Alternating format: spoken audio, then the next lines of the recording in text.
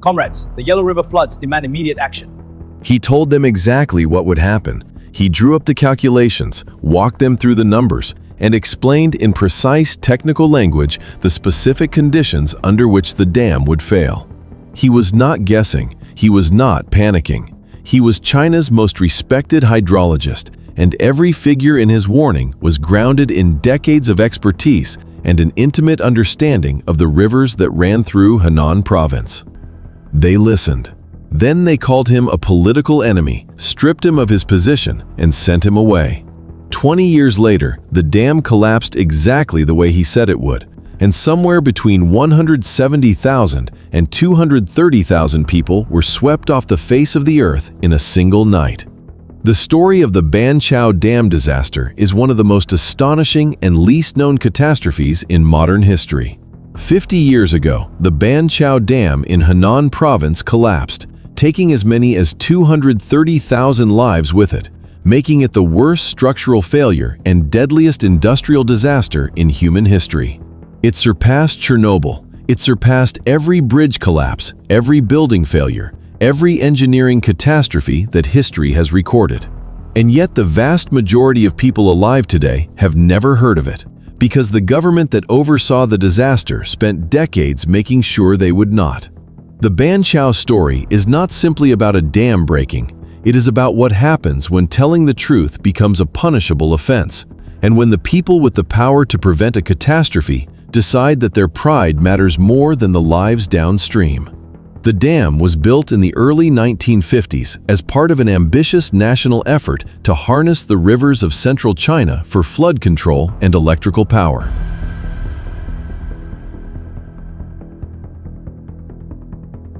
Construction of Banqiao Dam began in April 1951 and was completed 14 months later in June 1952 on the Ru River in Henan Province. It was one of dozens of dams being rushed to completion during the era of the Great Leap Forward, a period when China was racing to transform itself into an industrial superpower, and production targets were political commands, not engineering guidelines. Speed was everything. Corners were cut, and almost immediately after the dam was finished, the problems began. Shortly after Banqiao Dam was completed, cracks were observed in the dam and sluice gates. Soviet engineers were brought in to repair it, and the rebuilt structure was given a name. They called it the Iron Dam. They said it was unbreakable. Chen Xing, a hydrologist involved in the design, had recommended 12 sluice gates for the dam. He was removed from the project, and only 5 were installed. This was not a small technical disagreement. Sluice gates are a dam's primary mechanism for releasing water during a storm. The difference between 5 gates and 12 is the difference between being able to manage a catastrophic rainfall event and being completely overwhelmed by one. Chen understood this. He had studied the hydrology of the Ru River Basin in detail, and he knew that the rainfall patterns in Henan Province were capable of producing deluges far beyond what the dam's designers had accounted for. His warnings were not received as technical expertise. In the political climate of the time, pushing back against a government infrastructure project was treated as ideological disloyalty. Chen's warning was ignored, and he was criticized for being a rightist and an opportunist.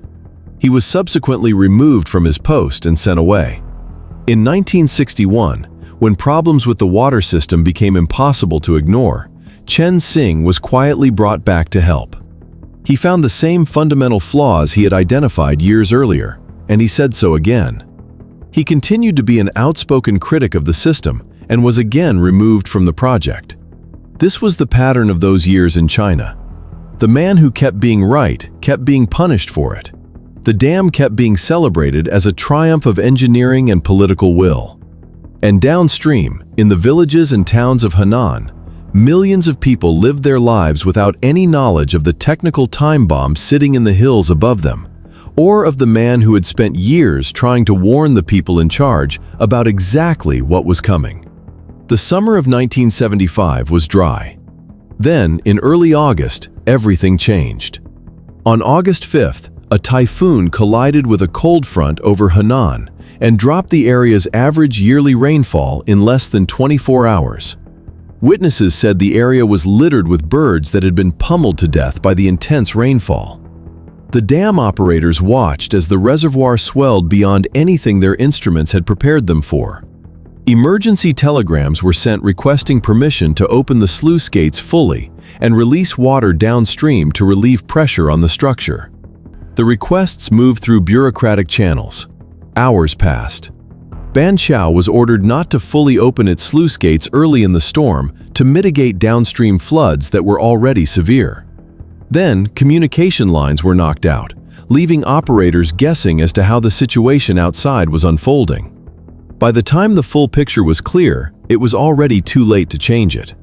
Just after 1 a.m. on August 8th, a flood wave moving at over 30 miles per hour, with depths in excess of 30 feet, ripped through the farms and villages downstream. The flood that poured through the breach was not a river. It was an inland sea moving at the speed of a highway, 7 miles wide, erasing everything in its path.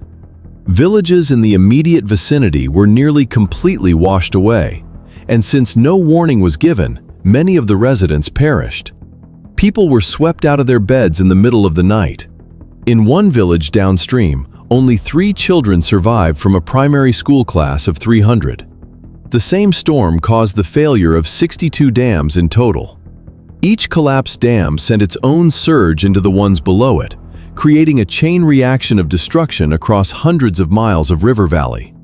Road and rail connections to the outside world were severed within hours. The communication infrastructure that might have allowed a coordinated rescue response had been destroyed by the same floodwaters. Communications were lost, road and rail links destroyed. The relief effort was late and inadequate, and many more people died of disease and starvation. The scale of the catastrophe was so vast, and the infrastructure for responding to it so thoroughly obliterated, that entire communities simply waited in isolation while the waters receded. The Chinese government's response to the disaster was to bury it. Due to the Chinese government's control over journalism and the media in the 1970s, the true extent of the damage was never accurately captured. State media did not report on the collapse. Foreign journalists had no access to Henan. The official death toll was placed at 26,000, a figure that excluded the tens of thousands who died in the weeks after the flood from contaminated water, disease outbreaks, and famine. Privately, the Henan Provincial Party Committee estimated within 12 days of the disaster that more than 85,000 people had been killed, and that figure was sent to officials in Beijing. The true number remained classified for decades, surfacing only through the work of researchers who pieced together survivor accounts, internal documents, and demographic records long after the fact. The Banqiao disaster eventually forced China to undertake a nationwide inspection of its reservoirs and to fundamentally reform how it approached dam safety.